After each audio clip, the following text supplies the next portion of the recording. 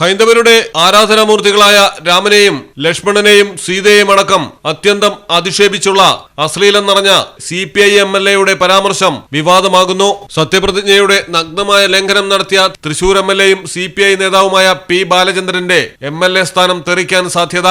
രാമായണത്തിലെ കഥാപാത്രമായ സീത രാമനും ലക്ഷ്മണനും ഇറച്ചിയും പൊറോട്ടയും വിളമ്പിക്കൊടുത്തു എന്ന ബാലചന്ദ്രന്റെ പോസ്റ്റാണ് വൻ വിവാദമാകുന്നത്. രാമൻ ഒരു സാധുവായിരുന്നു. കാലിൽ ആണിയുണ്ടായിരുന്നത് കൊണ്ട് എടുത്തുചാട്ടക്കാരനായിരുന്നില്ല.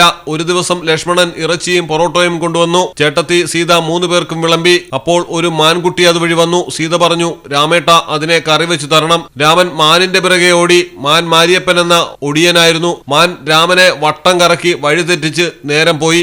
ലക്ഷ്മണൻ ഇറച്ചി തിന്ന കൈ നക്കിയിരിക്കുകയാണ്. സീത പറഞ്ഞു, ഡാ തെണ്ടി, നക്കിയും നോക്കിയും ഇരിക്കാതെ രാമേട്ടനെ പോയി നോക്ക്. എട്ടും പൊട്ടും തിരിയാത്ത അദ്ദേഹത്തെ കൊണ്ടുവാ എന്നിങ്ങനെ തീർത്തും അപഹാസ്യകരമായ രീതിയിലാണ് ഹൈന്ദവ വിശ്വാസികളുടെ ആരാധനാമൂർത്തികളെ തെരഞ്ഞെടുക്കപ്പെട്ട ജനപ്രതിനിധി അത്യന്തം ഹീനമായ ഭാഷയിൽ അപഹസിച്ചിരിക്കുന്നത്. എന്നാൽ ഗുരുതര പ്രത്യാഘാതങ്ങൾ ഉണ്ടാക്കുമെന്ന് മനസ്സിലാക്കി ബാലചന്ദ്രൻ പോസ്റ്റ് ഉടൻ പിൻവലിക്കുകയായിരുന്നു. ലോക്സഭാ തെരഞ്ഞെടുപ്പ് അടുത്തിരിക്കെ MLAയുടെ ഈ പ്രസ്താവന ഇടതുമുന്നണിക്ക് വൻ ക്ഷീണമുണ്ടാക്കുമെന്ന കാര്യത്തിൽ തർക്കമില്ല.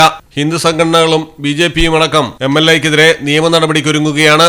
Malayalam television, Thrissur.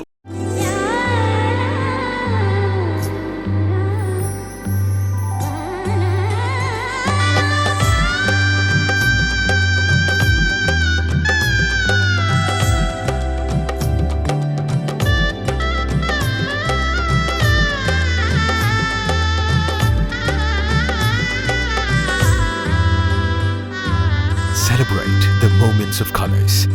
KMT Silks, Perindalmanda, Kottakkal.